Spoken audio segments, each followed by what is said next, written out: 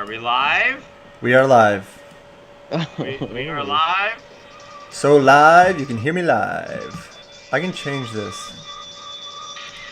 Ladies and gentlemen, are we live? Yeah. We're Ladies live. and gentlemen, welcome to Ryan Steg-Man and his amazing friend. I am Donny Cates. I am the resident amazing friend. I need to cut this off before we get to 30 seconds because we'll get sued. And let me go around because I'm in a fucking fantastic mood because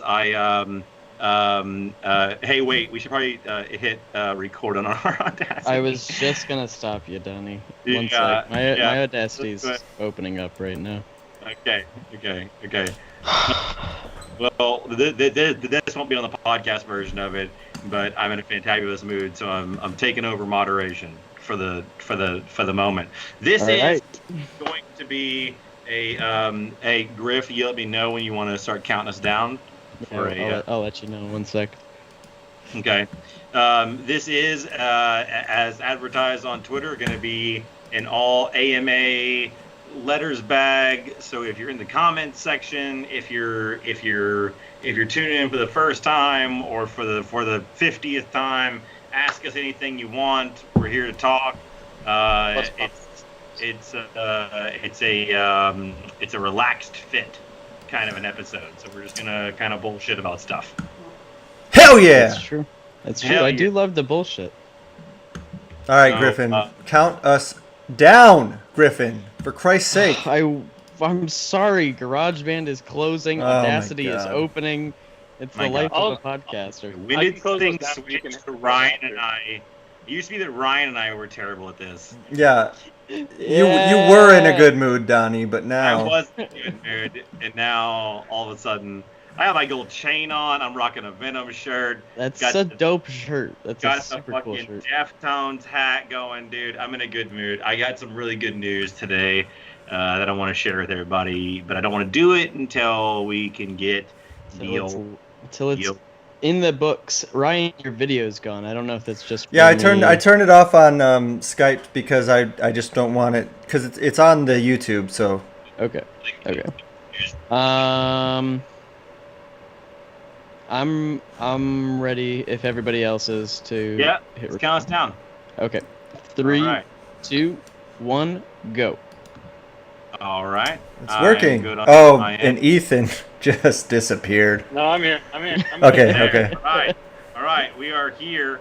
All right. So I'm gonna assign some rules, or not some rules, All right. or some roles here. Okay. I want Griff or Eth. You guys decide. I want you guys to look at the chat and grab questions from there, and then the other person grab questions from Twitter if there are any, and then we can get into the letters bag.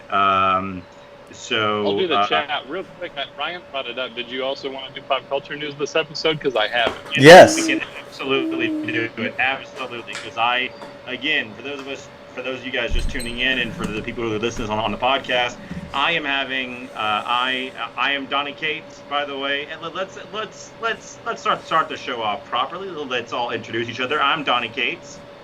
Whoa, it's Ryan Stegman's podcast. Hey, Ryan. Hi, I'm Ryan Stegman, and I'm not drawing today, and I'm thrilled. Oh, hell yeah. Hell Yeah. yeah. I'm Griffin. I'm one of 2 supple boys that makes this show and a couple of other shows. And I'm joined by my best friend and fellow creator. Hey, it's me, Ethan. How's it going? Wow. What Ethan- formal introductions this week. I love it, folks. Ethan now full-time host of our sister podcast, the Advocates Book Club, which will have a new episode out very soon, where Meg and I will be reading Assassinistas by T. Howard, and Jimmy Olsen, Superman's Pal, by the one and only Matt Fraction. It's going to be a fun episode. But today we are having, to borrow from the last podcast on the left, a relaxed fit episode. It's a relaxed, fit episode, but it's also, for all intents and purposes, this is our 1-year anniversary show. Actually, this episode on the 1-year anniversary of our first episode. Well, what a glorious day, and what a way that is wonderful. It's a wonderful way to segue into telling you guys something that you probably didn't know. On the last podcast, if you've been following along with the Bad Kids episodes, I don't know if any of you guys noticed or not. The last episode for me, I was maybe a little sluggish or kind of out of it. I tried my goddamn best to be as energetic and as here for you guys, but I was feeling like shit. I had come down with some sort of awful thing, and what you guys did not know at the time is that I had been tested for COVID. And today I found out that I am completely free and clear. And completely healthy, and all of my samples came back, and apparently I just got run down and caught some kind of a little bug or a flu, and it's such a relief. But I wanted to take this moment though to tell you guys that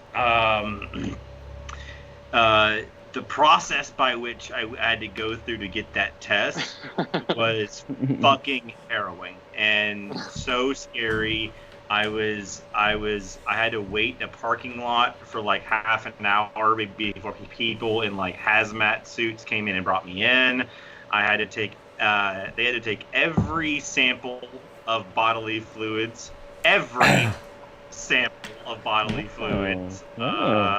So you had to jerk off for this? I'll leave it at how I said it. Right. Wild. Well, because I've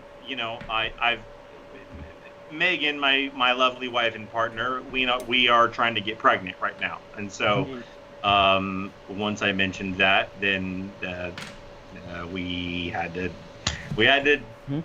have a sample of every possible thing. Yeah, make sure your babies don't have it either. Yeah.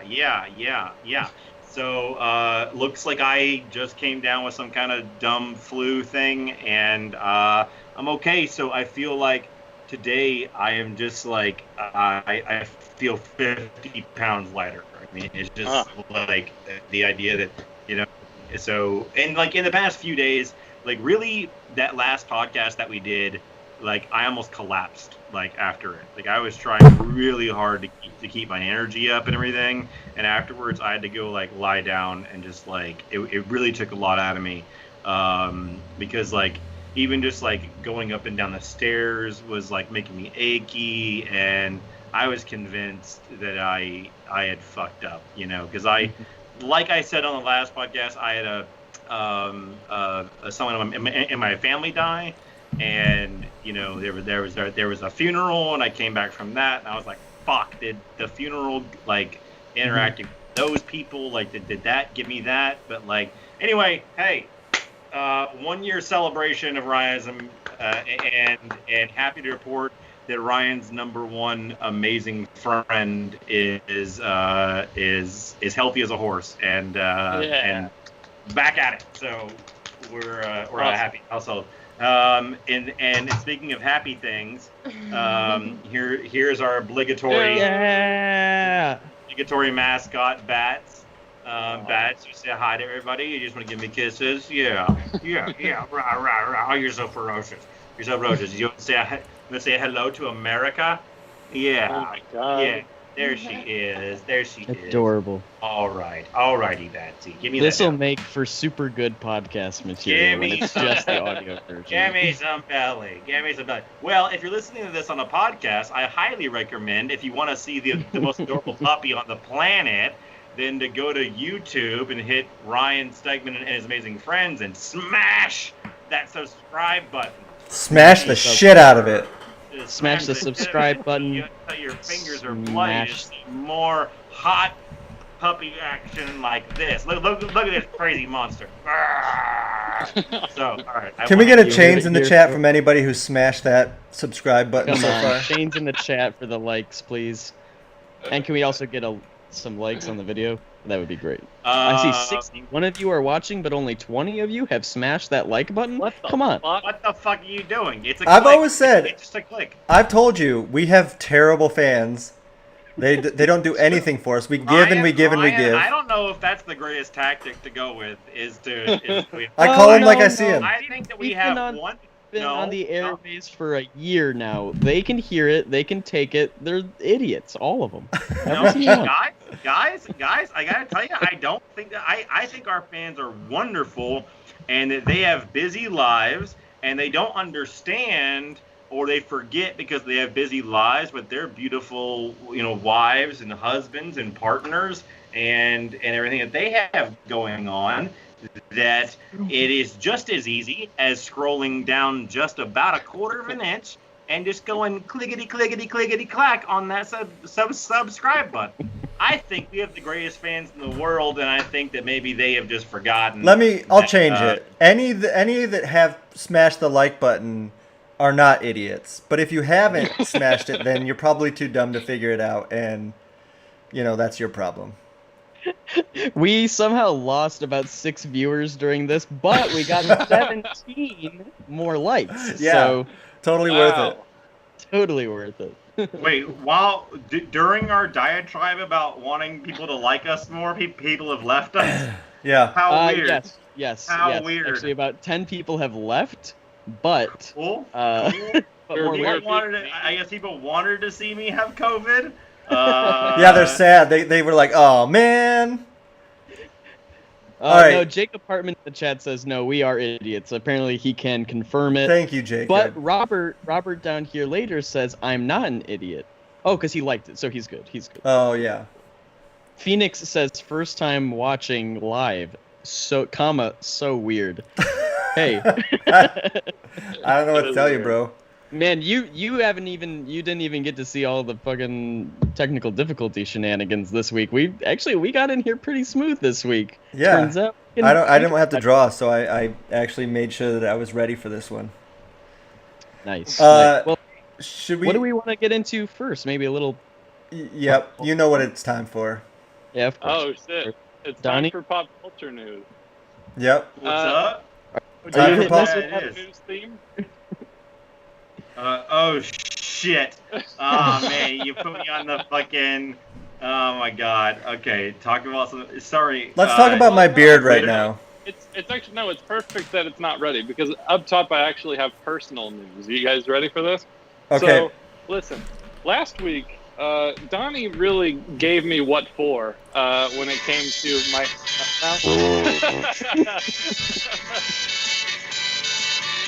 Pop culture news. The pop culture news. Hey. Thank you for that. All right. So up top, All right. So moving on. So what kind of pop culture listen. news do you have? Up top it's Ethan news because last week Donny really gave me what for and said that I was generic and that I needed to add something to my look in order to stand out. Mm-hmm. And I took that to heart. And it's funny because we actually got a question in the chat from Dakota Crows that said, "Where is Ethan's drip?" And I do actually this week have a drip. Oh, beautiful. Dude, Yeah. gang. Yeah. Gang, that's what's up, dude. Chain gang. So Hey. hopefully from this point forward I can stand out a little bit more. Tuck it under your collar the way that you would do with a tie. Okay, hold on. Yep. Every week I'm going to get on live and do this. I'm going to tuck in my Strong. drip. That's strong. Because guys, in the chat and on the video, who loves chains?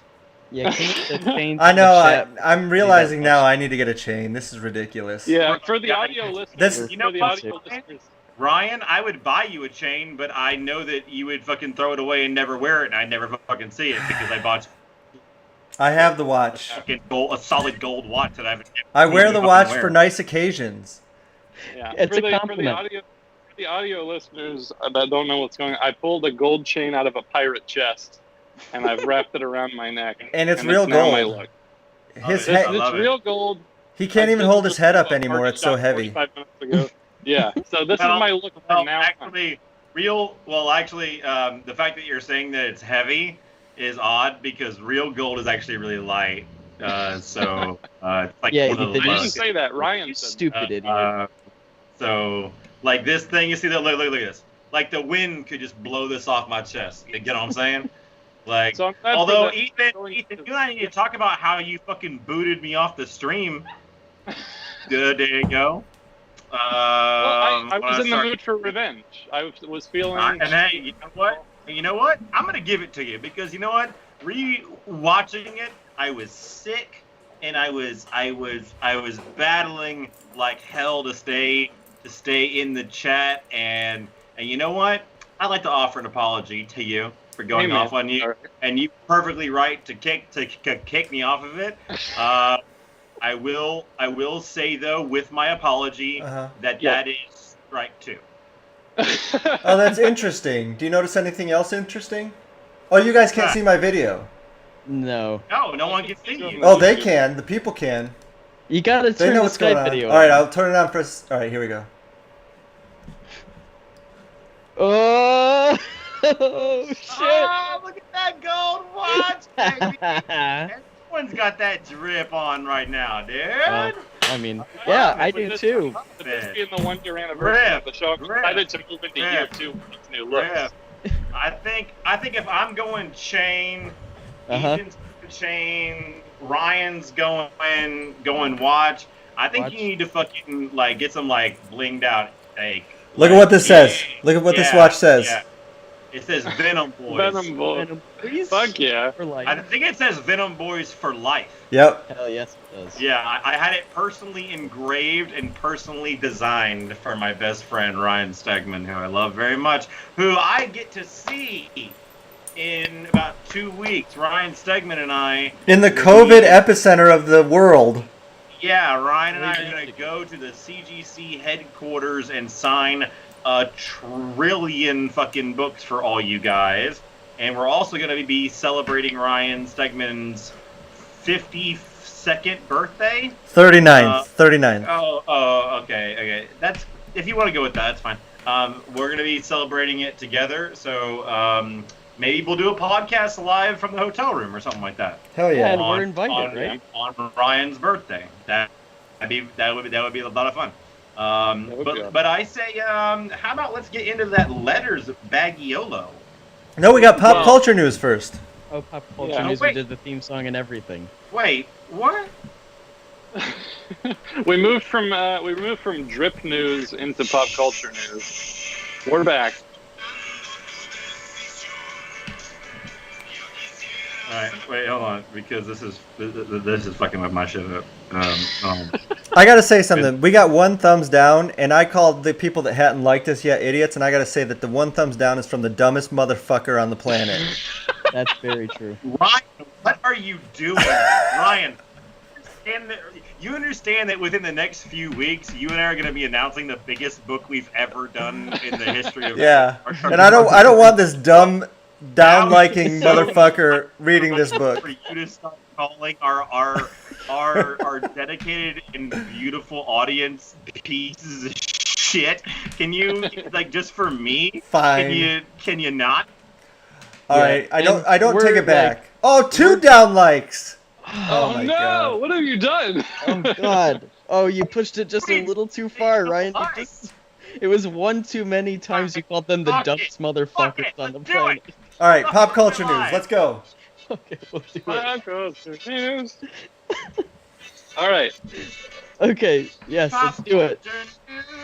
Okay, anyway, on that note, let's get a little sad, let's get a little somber, because in comics news, legendary comic book writer Denny O'Neil passed away this week.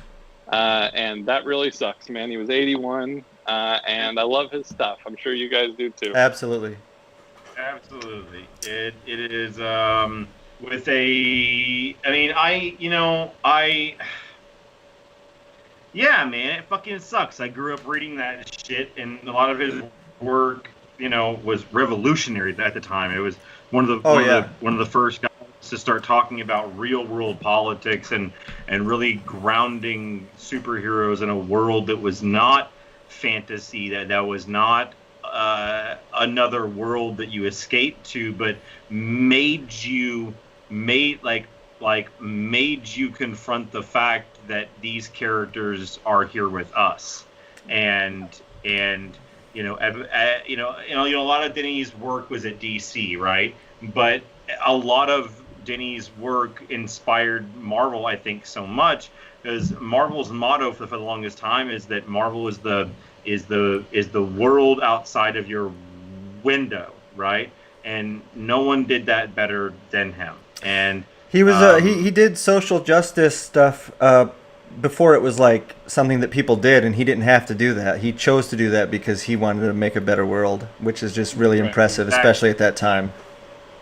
Absolutely. Exactly. And so I think instead of I think instead of taking a somber note, I feel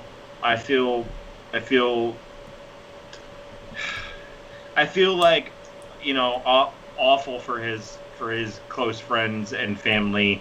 I met Denny a handful of times just in passing. I found myself like in rooms where he was there and shook his hand, and someone was like, "Hey, that's fucking Dennis O'Neil," and I was like, "Oh my god, what the fuck?" And I never had the ball. I was so young in my career that I'm sure he never knew who I was or anything like that, and so I don't have a personal connection to him, outside of the work. Outside of the work, but I goddamn sure have an office space filled with his work, and I have a head full of dreams and a head full of memories and things that have impacted my work and so many other people. And I remember when Stan passed, we were all mourning him, and I put a tweet out that said, like celebrate him, because he may have passed, but he is going to outlive every single one of us. Oh yeah. Like every single person on fucking Earth. Like when we inhabit Mars, Spider-Man will be there. Like Stan Lee will outlive all of us. And in the same way, Denny is gone, but the things that he did, the revolutionary things that he did for comics, will outlive all of us. He's a lot like Stan Lee for me, where I feel sad that he's gone, but at the same time I feel like he's one of the guys that you can say, but he did it. He had a good life. He did left it all on the map. Yeah, he did it. Yeah. So I'm happy for him in that sense, and sad that he's gone. But I do try to keep that in mind when somebody has a legacy like that. Yeah, it's it's no less tragic. But like when someone passes away in our industry at 19 or 25 or 30 or something, we all sit around and we talk about like, man, what could they have become? But with Denny O'Neil, we all got to witness what he became in real time as children, as adults. We all got the privilege to walk the earth at the same time as Denny did. Yeah, absolutely. And we got to see him, like I just said, leave it all on the mat. And I think that is worth celebrating, as well as mourning and feeling, and obviously a great deal of empathy for his family and everything. But I'm gonna play a sound here. We're giving Denny O'Neil. You guys won't hear it. An applause for Denny. Yeah, I'll give one too. There we go. Absolutely. Ups, man. Amazing Absolutely. dude, amazing creator. People are talking about the noise in the background. The guy who if he hadn't walked the earth, the landscape of pop culture wouldn't look the same. And I mean, absolutely. What else can you ask for a life? What else can you ask for a creator, for a passion, for a life well lived? He is created. He is,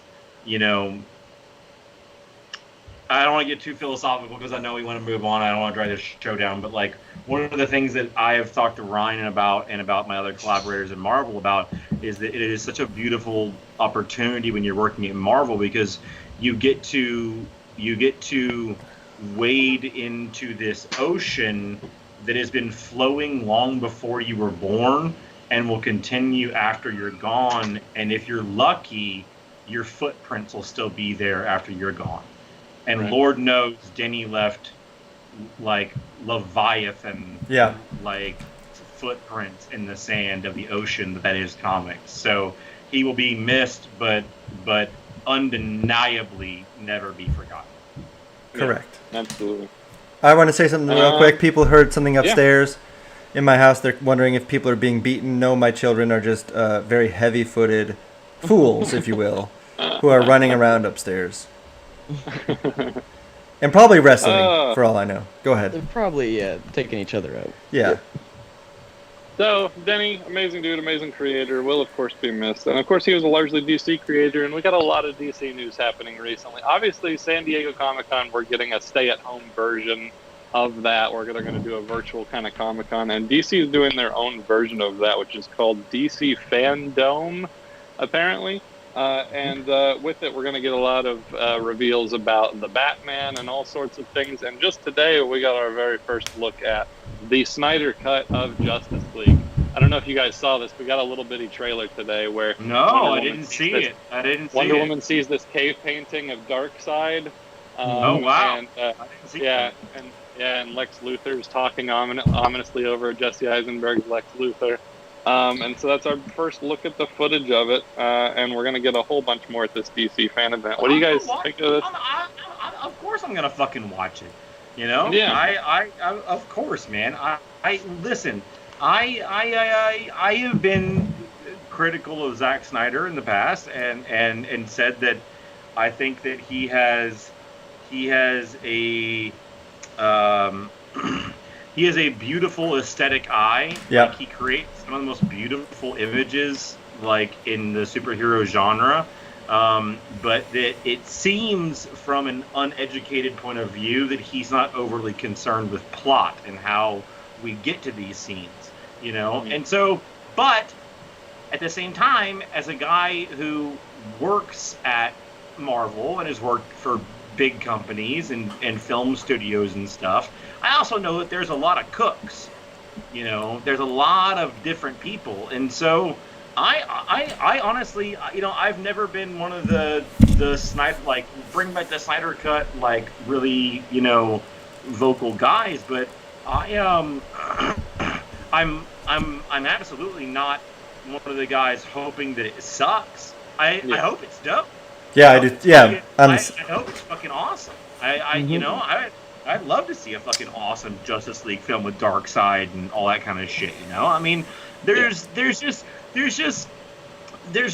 too, you know, Twitter is such a poor form of communication. You don't 280 characters is not enough to sum up an opinion or to intonate tone or intonate anything. And there's a lot of passionate fans that ended up being kind of called like for lack of a better term, like a group of in a negative way, fanatics, right? But I totally get where they're coming from. I mean, the idea that, like, they're such big Justice League fans, and to be handed to such a big director like Zack Snyder, like, I didn't like the movie when it came out in theaters. I didn't enjoy it. That being said, if there's a version, in the same way that, like, look, I didn't like Sam Raimi's Spider-Man 3, and I'm the biggest Venom fan in the world. If it came out that there was a dope fucking version that existed that was like a mystery cut that he put together that he really liked, I'd watch the fuck out of that. All that would have to be is just the movie without the Venom stuff. Yeah, kind of, like put Vulture in it instead, right? But, well, no, they didn't even need it. You just didn't have Sandman kill Uncle Ben. I don't know. Yeah, it's interesting you guys that's say a good all point. of this because you are not going to plug your cut. I'm just very pro things being fucking dope and like allowing someone to like share their version of it, you know. You know, so many times Ryan and I actually are extremely, incredibly fortunate in the fact that we are very unrestricted in the books that we make. Our editorial team, Devin Lewis, Danny Kazam, Nick Lowe, CB, Tom Brevoort, everyone who's involved in the things that we do, give us a very wide berth. And so we don't have a whole lot of too many cooks. So what you're seeing when you see Ryan and I's books, you're seeing kind of what its pure intent was supposed to be. But I can absolutely imagine a world in which, God almighty, a Justice League movie that's coming out trying to compete with the Marvel MCU. How many cooks were involved in that? Well, that's one of the things that I think they need to figure out is just how to pare down the cooks in the kitchen. Because in the Marvel movies, it's pretty clear that the Kevin Feige has the ultimate say, and I don't think anybody knows who that is So there's a bunch of people that have a say, and I think that's the problem. They need their monarch like Kevin Feige over there. Right. And I think that Ryan, I don't want to cut you off, but I know where you're going. It should be me. Yeah, it could be you. It definitely couldn't be me. I don't know enough about DC characters except Batman, so I'm out. I'm pulling my name out of the hat. Me. So I was just out there. I have room in my schedule right now. I'm only writing. Quickly counts in his head 9 monthly books, but I have time for this. I'll be Kevin Feige. I'll take Kevin Feige's spot at Marvel. You can have the DC job. Okay. Yeah. Absolutely. Yeah. I think. And then we'll do a crossover. When we've resurrected everything. Well, we're not resurrecting Marvel, but when we're done with that stuff, we then just make a whole Spawn universe together. Fuck yeah. Spawn cinematic universe. Or we launch our SCU. Or we launch our own thing, Ryan. Why would we do that? I don't want a lot of money. Yeah, Ryan. Why don't you and I create our own thing? So hey, how about that letters bag? I think we have more. Do we have more pop culture? Or do you want to go into a couple more things? But you can move on if you want to. Whatever. There is a related thing that I really wanted to hear your take on, which is it's directly connected to that, which is that this was going around Twitter. It was trending big on Twitter the other day, which is that Warner Brothers said that. So there's been a lot of reports that Superman Henry Cavill will be returning to the movies, but only in little roles. Like he'll be kind of a Nick Fury showing up in different people's movies. And then apparently what Warner Brothers' stance is on him getting his own movie again is that, quote, a standalone Superman movie would not be successful at this time. Perhaps once there's more momentum after playing a supporting role in some successful DC films, there'd be more of a chance for a standalone film. I think that their strategy is to kind of use him as the Hulk in the Avengers line, is that your big heavy showing up in big climactic moments. But I'm sorry, I just do not and cannot stand by this idea that a Superman film done Marvel has been putting out film after film over a decade now of Captain America, who is this incredibly earnest character who checks people's language and there's a way to do this. And if there was a Superman movie that came out and all of a sudden you just started hearing, oh my God, they got it right, everybody's gonna see that movie. So just make a really good one. Is what they're saying? We can't make a crappy one, so there's too much risk. I've said it before on this podcast and others that I hear these stories of I guess WB saying that they're trying to find their take on Superman on how to make it work, and I hear that word, and I hear look, if you're looking for a take on Superman, you're already in the wrong direction. You don't need a take on Superman. You just need to fucking film Superman. It's been working perfectly for almost 100 years. Yeah, last I checked, Mark Waid is still alive. Grant Morrison is still alive. Like, that's true. Brian Bendis is still alive. Right. I mean, this is doable. When you start thinking about like, well, how can we change him? You've already failed. Like your step one is already wrong. You know, you just need to like that Jeff Loeb Tim Sale series when he shows up in his costume, and the little kid says like, I love your like I really like your costume, and Superman just smiles and goes, thanks, my mom made it for me. So good. Put that on camera. That's Like so good. that's what we need more than anything in the world right now. Yeah. Is that guy. And here's the thing. The template for it has already been established. Fucking Chris Evans. I mean, Chris Evans in the first Captain America film won me over. You know, I've talked about it before that like there's this moment in all these superhero films when you stop seeing the actor and you start seeing the character, right? For instance, for me, for Thor, right? Huge Thor guy, obviously, right? When I saw the first Thor film, I was seeing an actor playing Thor for the first like 25 minutes of the film, and I was like, I don't know.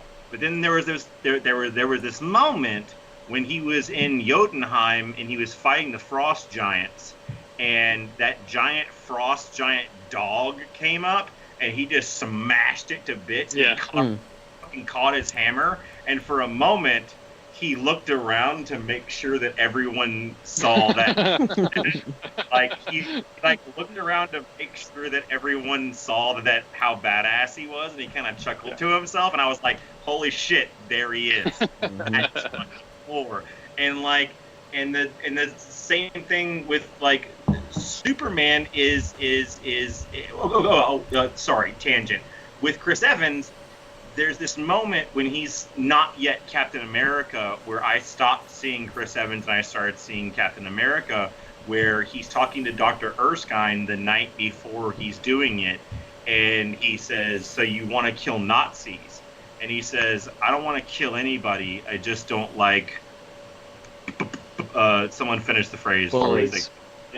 Bullies. And as soon as he said that, I was like, that's it. You nailed it. Like, you nailed it in a fucking line. That's Cap. That is fucking Cap. And that Cap going and jumping on that grenade. Like, such earnestness. And no one ever makes fun of Cap. And that's what one of the brilliance of the Marvel films is that no one ever makes fun of their own premise. Yeah. You know? In the early stages of superhero films, you know, the first X-Men film made fun of the idea of the X-Men's costumes. Like, oh, what did you expect?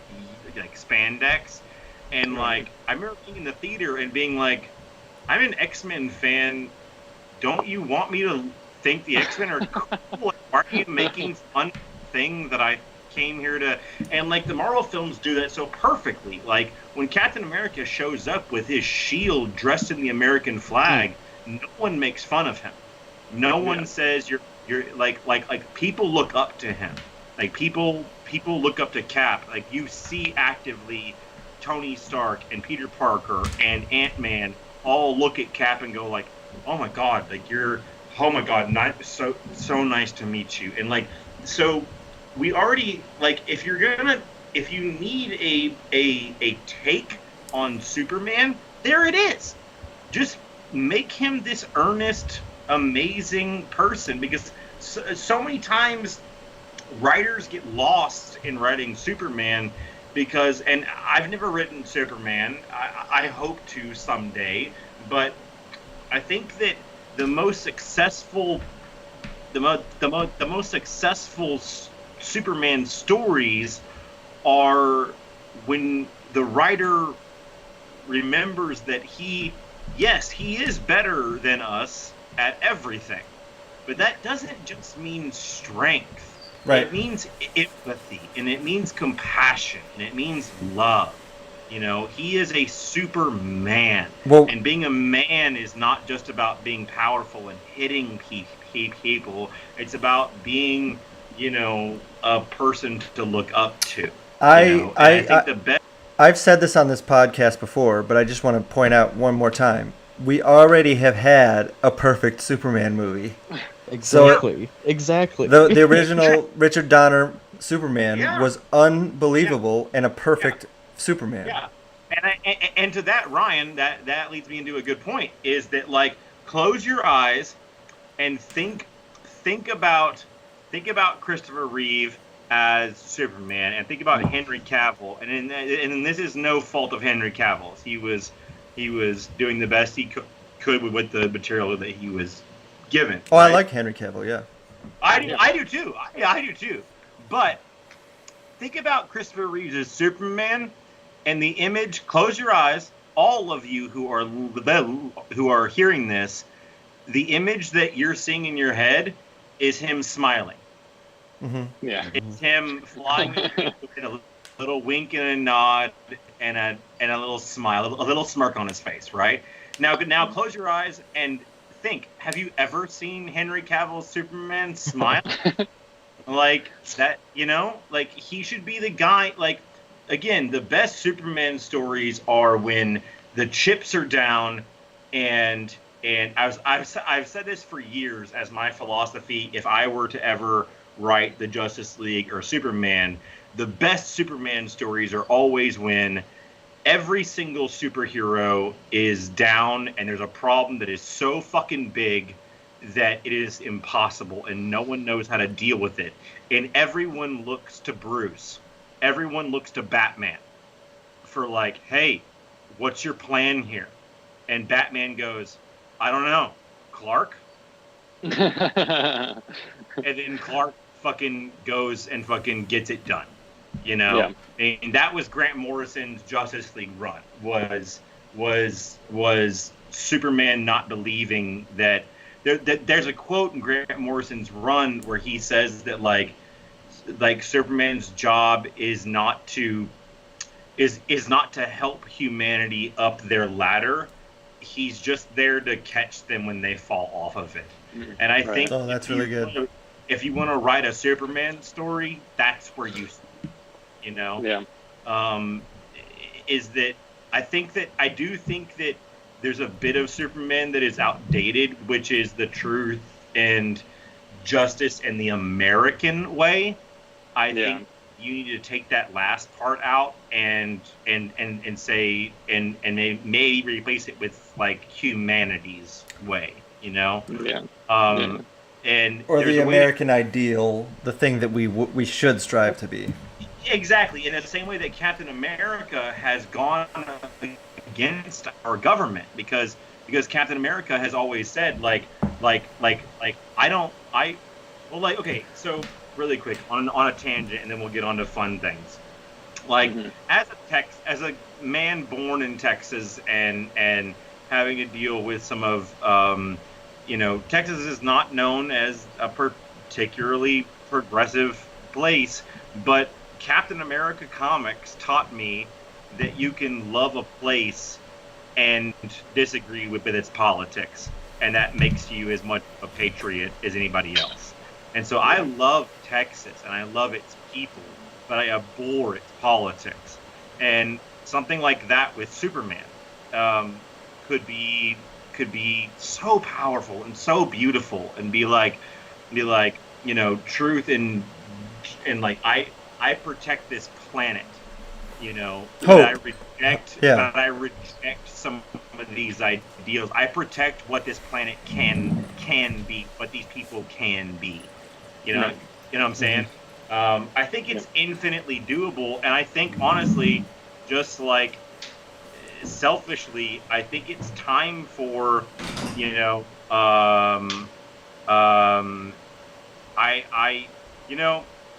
it is. Things are starting to change, right? Like, starting with the advent of like for instance, when God Country got bought by Legendary. Yeah, thanks, man. They hired me to write it, right? And so they're going back to the people who know what the fuck they're doing. I think that if I had to predict anything, we're gonna start seeing studios this old like outdated model of like, oh no, those are comic book guys. We're film guys.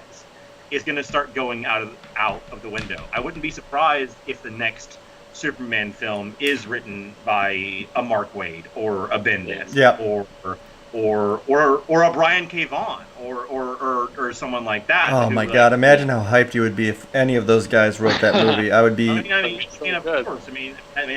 I mean, because look at the success that like the Spider-Man video games that Dan Slott consulted on, or Bendis consulting on Into the Spider-Verse. Like, we're slowly, like, Hollywood is slowly starting to get it into their head that, like, hey guys, like, we've been doing this for almost 100 years, like, and we've been doing it successfully. Like, we know how to make. Well, this is the whole thing, like that Marvel has done so well, which is that they realize that they have a whole stable of ideas. I mean, Marvel has been throwing ideas at the wall for like, I don't know how many years now, 60 years, how many years of Marvel?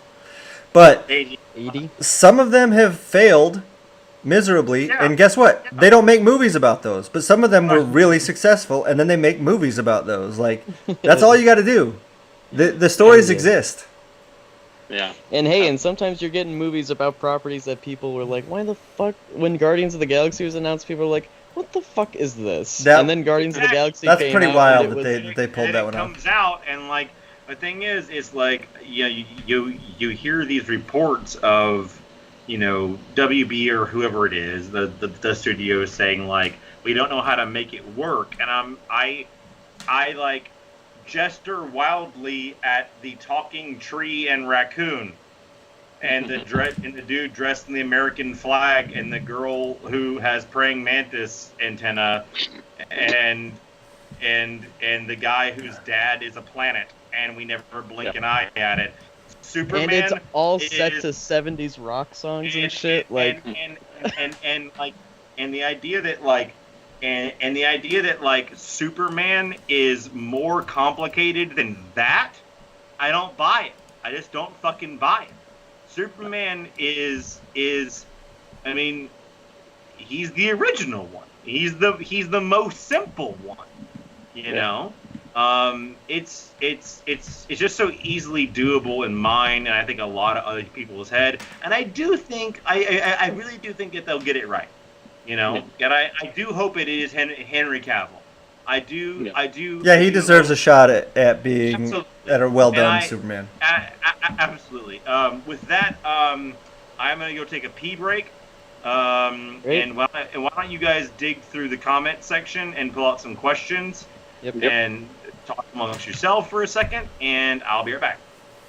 Yeah, Ryan, last two little bits is that there was a new Spidey game announced. I know you're a big gamer. It's Miles Morales. I know you're going to get I'm a medium gamer, okay? On PS5. So that looks awesome. Miles is taking out. And then also Donnie's buddy, Keanu Reeves, got a trailer and poster for Bill and Ted Face the Music. It's pretty exciting. Very exciting. Have I ever told you about who I went to see the original Bill and Ted with? No, Keanu Reeves? Are you also friends with Keanu Reeves?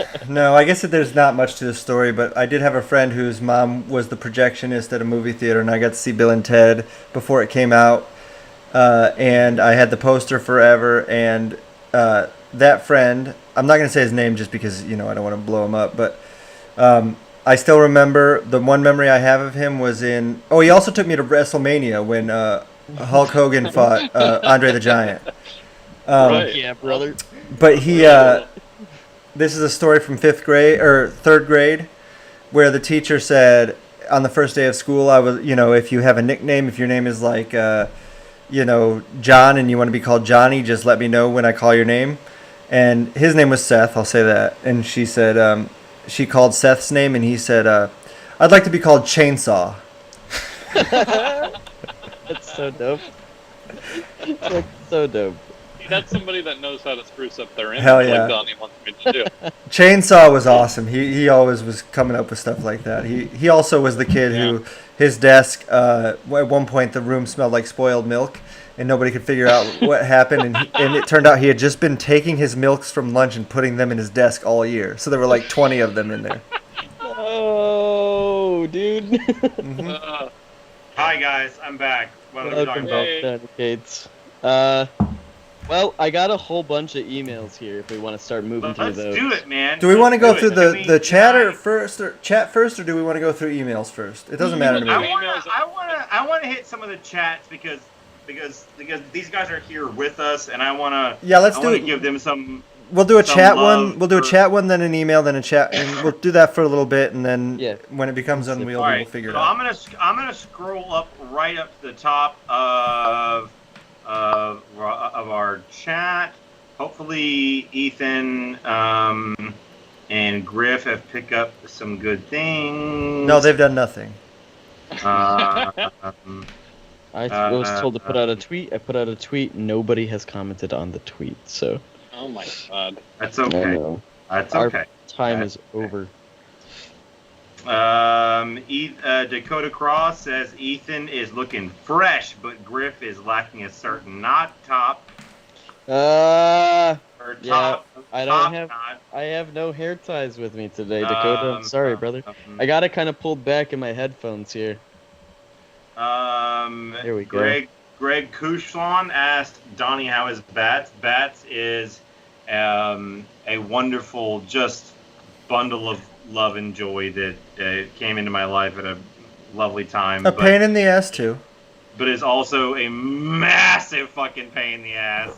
And Meg and I have finally gotten on a good schedule where I take nights and she takes mornings because I'm an insomniac anyway. I always write late at night, and so I take Bats out at night and everything. But what's fucked up is I live out here in the woods, and there are fucking coyotes everywhere, and I used to hear their howls distant, but as soon as we got Bats, those howls and like those noises have become closer and closer to our backyard.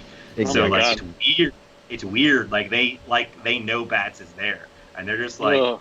So like at night it's pitch black. I mean I live in the fucking woods, man, and so like at night I have to take like a mag light flashlight out with me and like hold her before we can get into the backyard because I can like literally like last night I was holding her with the mag light flashlight. And I grew up around coyotes and shit, and I know that all you have to do is make them a bunch of noise, and like they're more scared of you than you are them. But I could hear them about 4 feet away from me last night, and so that's been a thing. Like while she's young like this, like it'd be so fucking easy for a coyote to just come and get her. So I can't. Oh, you could take a coyote. Coyotes are wimps. I could beat the fucking. They're all bark but no bite. Coyote. No problem. No fucking problem. And would be happy to do so. By the way. Yeah, I would defend my sweet little Bats with my fucking life. I've heard a lot of stories of dogs just getting eaten in backyards by coyotes. It's awful. Thank you, Ethan. Thank you for your input. Let's see. In the comment section, David Norris asked, "What happened to Carl Brock?" That's Eddie's father. Carl Brock got fucking dealt with like he should have been for being an abusive fucking piece of shit, and got left out in the fucking middle of nowhere with no shoes. If you look at that panel, it's cold-blooded as fuck because he doesn't have any shoes on.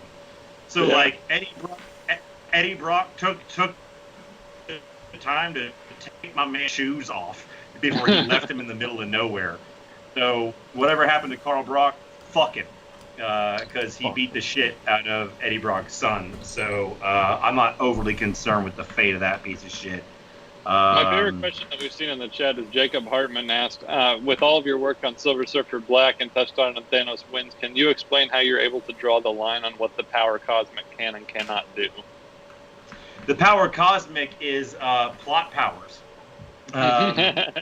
Everyone who has ever written anything with the cosmic power, it's kind of generally agreed upon about like the power cosmic is I mean, I hate to quote like wrestling terms. I hate to like break kayfabe, but like the power cosmic is as unknown to the Silver Surfer as it is to Galactus and to you and me, and so it is whatever I need it to be for that issue. You know, I fans don't want to hear that. I understand that. It's a bummer to hear that, but like Ryan and I both, and everyone who writes comics, we don't. This is gonna sound kind of trite and like maybe come off a little bit mean-spirited, but I definitely don't mean it to be. We aren't the people who write the backs of trading cards. Yeah, right. You know what I'm saying? We're always story first. You know, so like whatever a story needs, that's what that story needs, and it's never about tracking how powerful something is. It's about what that character is going through. You know, it's never about like scaling up of a power. It's about what, like, how does this affect Norrin Rad?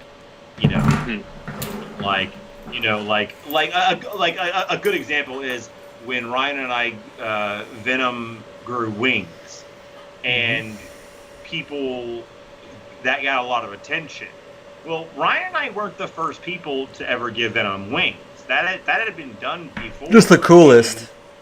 That had been done in some 90s comics. I never claimed, I don't think Ryan and I ever claimed to invent the idea that Venom had wings. The idea was, from a story perspective, to show that the symbiote's interaction with Null had kind of reawakened something. So it wasn't so much that we were trying to like add a variant cover or like add an extra power to this character as it was that like story-wise it was a visually interesting way of showing that the symbiote had learned things. Does that make sense? Yeah. Of course. And that's kind of the same with the power cosmic. Like whenever you see a character get the power cosmic, you know, they have like lights coming out of their eyes and their mouth and powers and stuff like that, and it's never really the same. It's never really consistent, and I tend to like that. I tend to like when I like what does it mean if Peter Parker gets the power cosmic? Like what does that look like when it happens to him? You know, it like I've always kind of liked that kind of stuff. So totally.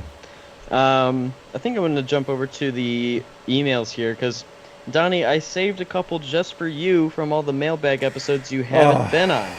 Okay. Sure. I'm gonna look at this Wolverine comic while you guys do this. All right. This is all the way back from January 2nd, Donny. Hey guys, this is from Herm Jr. Hey guys, love Thor #1. Herm's in the chat right now. Questions. Oh hell yeah, what's up, Herm's Herm? in the chat. Hey, Can we dude. get a Herm in the chat? Finally getting to your email, brother. Donnie's finally on a mailbag episode. I know you're building your background characters for quote the Black Winter and beyond. I would like to see these guys in your run: High Evolutionary, Stellaris, Possessor, Dweller in Darkness, Dargo. I gotta cut you off. Okay. I gotta cut you off. I'm sorry. It's fine. It's legal shit. Like I can't. I have to be really fucking careful with that kind of shit. All right. Okay. And thank you so much for your enthusiasm, and like thank you so much for being so involved in it and being so passionate about it. But I like, for instance, if I were to use any of those characters or had plans to use those characters, if people out there start giving me story ideas, it means that I have to now kill those story ideas. Okay. Because then I could be like sued because I get I'm you. like, you know what I'm saying? So I like, get you. it's always such a shitty thing because I fans are so excited and they just like they want to be a part of the process, and I get it and I love it. I love it so much. I was that guy one like. Yeah, Like, it would be I awesome if was we that could, guy. you know. Yeah. I mean, dude, my entire Venom run is me having a bunch of fucking cool ideas for stories and then finally being able to do them, right? So like, you know, I totally get it, but like, but I Jonathan it's just, Eicher is giving us chains in the chat for legal issues, which I love. Yeah, thanks, John. I just can't. I just burped right in the microphone. I just can't. That burp was brought to you by the fine folks at Topo Chico, the best mineral water on the planet and sponsor of this show. I Not just a can't. sponsor. I'm sorry. Anyone online, I am very, very, very, very happy that you love me and Nick's Thor run and me and Ryan and Ibon's and Juan's Venom run. But if you send me a DM or a tweet with ideas for that run, know that I have to either mute you or block you if you won't stop. Because it's just a Disney like legal thing. All right, it's fine.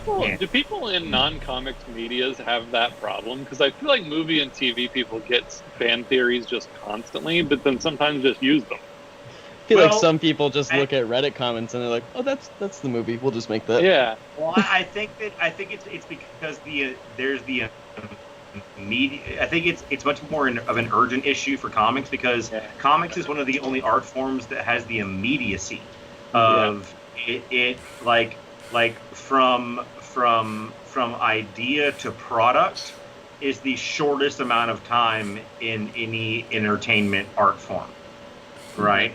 So like it's possible that I could read a tweet in August and by December have implemented or stolen that, right? Yeah, right. So I think that we have to be so diligent about saying like, hey guys, don't do that because we are one of the more immediate art forms. We can respond to things. Can I tell a story real quick that I just thought about? But Sure. when Dan and Slot and I were going to do Superior Spider-Man, right? Like it was a big secret what was going to happen. Nobody knew that Peter was, well, spoiler alert, but I guess we're like 5 years out, so it's fine. That Peter was going to die, and nobody knew that Doc Ock was coming in to be, Spider-Man or whatever. And there was like really, I mean, Dan seeded the idea, but it was very, very loosely seeded. I mean, it was hardly at all. There was really no way to figure it out. And somebody on a Bleeding Cool comment, did I talk about this before? No, but I remember hearing about it. Yeah, they nailed everything that we were going to do like 2 months before issue 1 came out. And Dan was like, did you say anything to somebody? And I was like, no. What the hell? And he didn't really think I said anything. But, like, we kind of went back and forth. We were like, what do we do about this? And we were just like, just don't acknowledge this comment. But, oh, my God. Like, that is crazy. Incredible.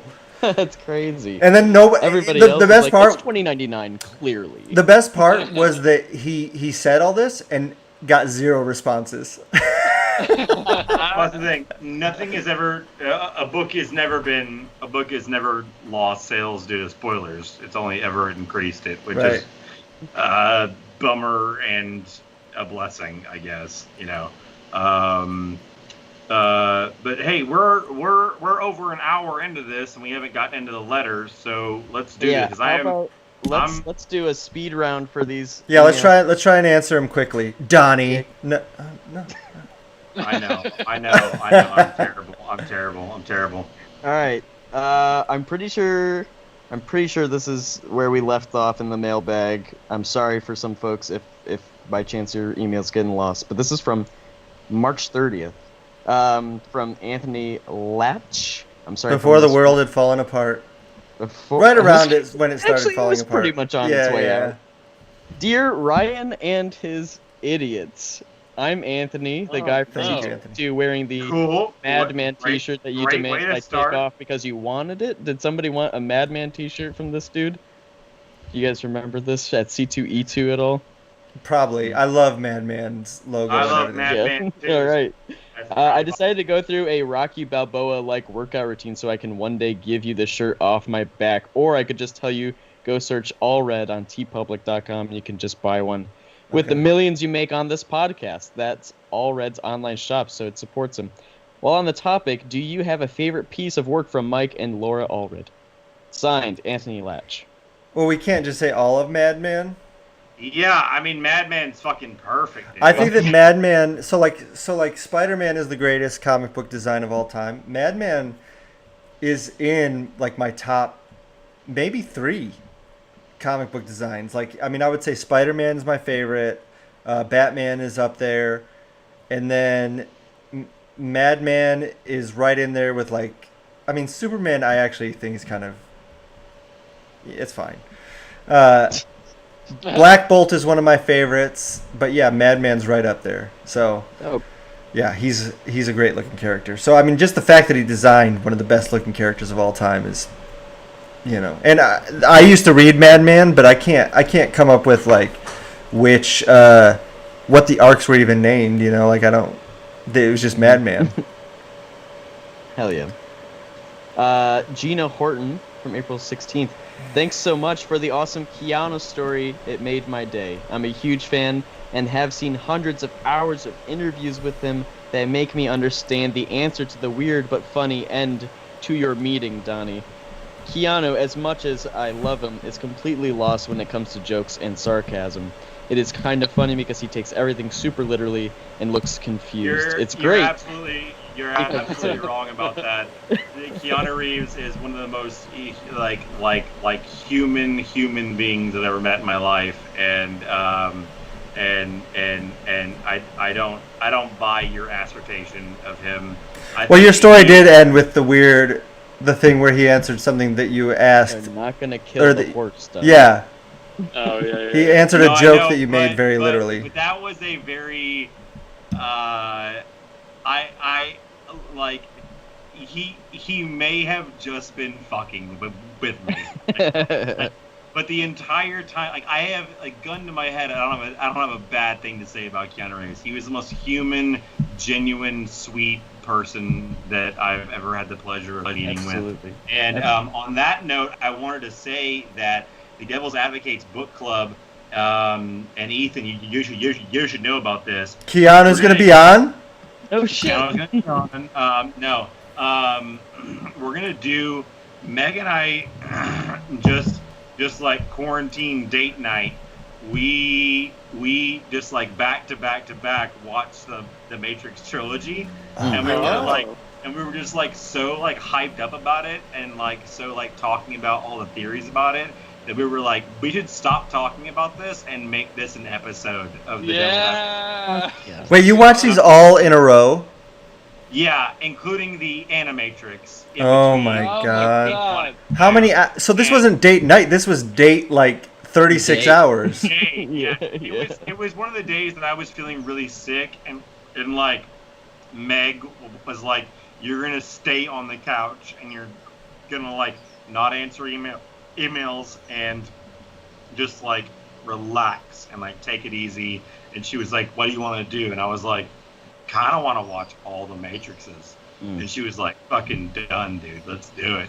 And so we just sat there. I mean, it took all day, yeah, right? But like, so Ethan, your homework is you need to watch all of them, and then we're gonna do a special episode where we're gonna start branching out the book club to movie to movie night episodes, because I went to the comic book store today. Shout out to Austin Books and Comics here in Austin. I went to the comic book store today, and I bought all the Matrix comics too. Oh my so god!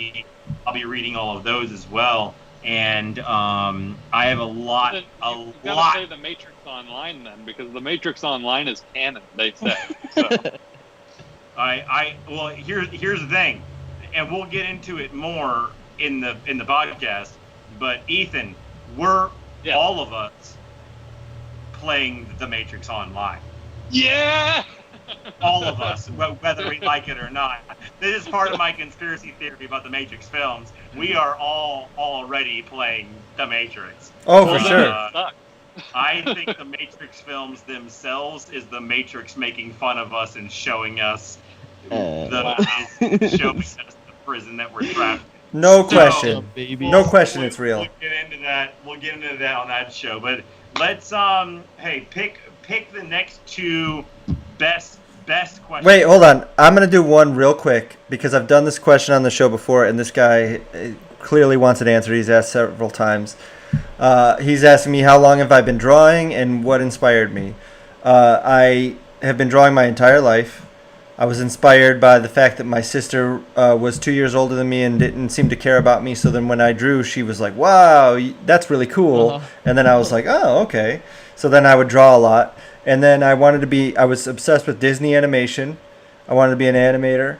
And then later I discovered Todd McFarlane's comic books and I said, oh, no, I was wrong. I don't want to be an animator. This is what I want to do. Okay, go on. Dope. All right. We've got so many emails from folks. I feel bad not getting to them, but we can. You know what? I don't think we're gonna have like another. I think we could extend this to next week. I think we can do this again because part one and part two. All right. Mailbag 4 today, this week, 5 next week. It'll be great. All right, then to leave it off, I'll say that first there is an email sitting here that's titled XXX Spidey for Ethan.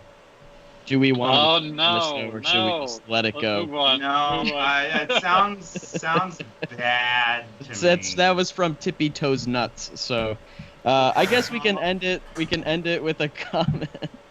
With a comment that was left on the tweet. First off, Iker came in here saying I was doing a great job putting a tweet out. I appreciate that. But the one question we got comes from our good buddy Nigel, aka Nane Wooten, asking Wayne Newton, what's up? Change in the chat for Wayne Newton. In the chat. He asks, who would win in a fight? Oh, I hate me or Ethan? Oh, Ethan. Ethan's like 9 feet tall. I mean, it's not even a question. Yeah, but I'm like, he's like, like a David. No, I will say, Griffin, you have you do kind of look like, you have a low center of gravity and you kind of look like you might have a little bit of weird, power energy that comes from the center of the earth.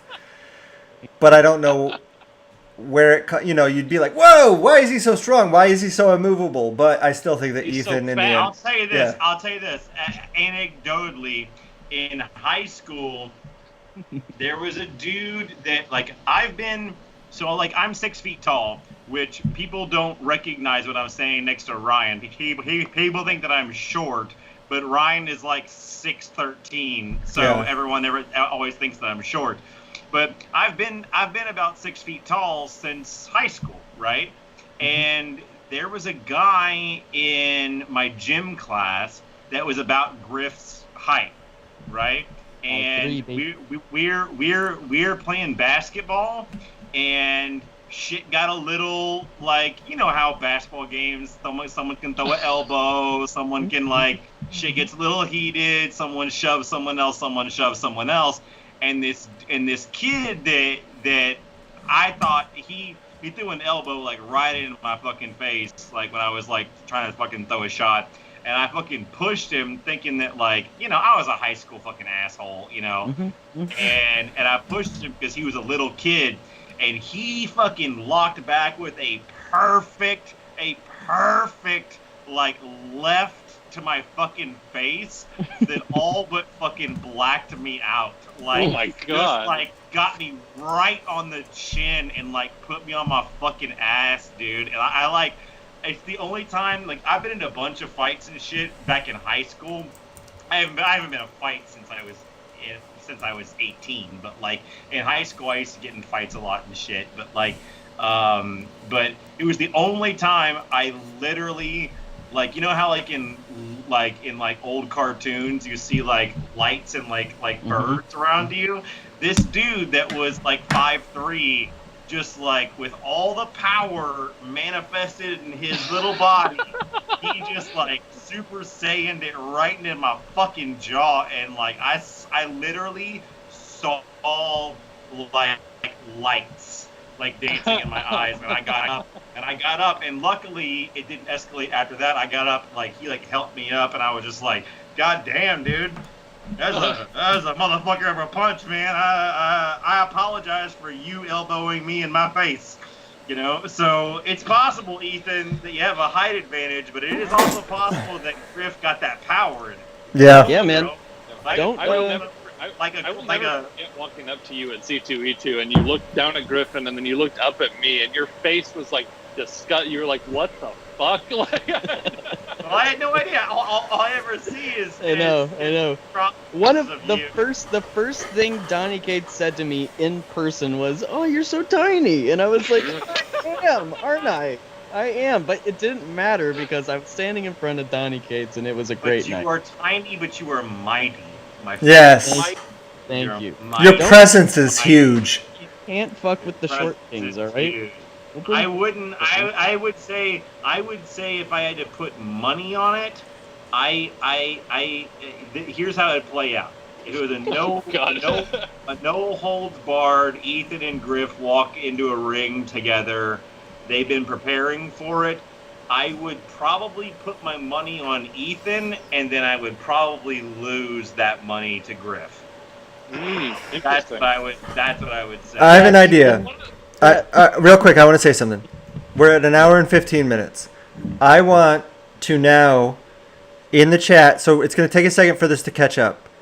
I want to do 5 minutes of people asking whatever they want, and we'll answer it in 10 words or less. All right, yeah, and then we gotta get out of here. So can you see the chat, everybody? Because I'm starving and food just got here, and I got to go, and I have until they start asking the questions. What did you get for food? Well, I had to go to the fucking dentist today, so I have temporary caps, so I can't eat anything solid. So Meg ordered some Thai food, and she got some sushi, and she got some like tom kha soup for me. So I can't eat anything solid for a little while. You see these? You guys have seen them in like press photos of me. I have these two shitty little teeth in my front teeth. I have these little baby teeth. Well, as of July 1st, those are going away. Okay, here we go. We got questions. Ryan Steg-Man solo book when? I would love to do a solo book, but I love Donny. That's 10 words or less. Yep. What the hell are you working on, Ryan? I can't say. Maybe, hold on. Let me see if I can phase in. Hold on. Oof, oof, oof. Whoa. Don't show shit, Ryan. A little tiny bit. A little story, tiny go. bit. A little tiny bit. Whoa!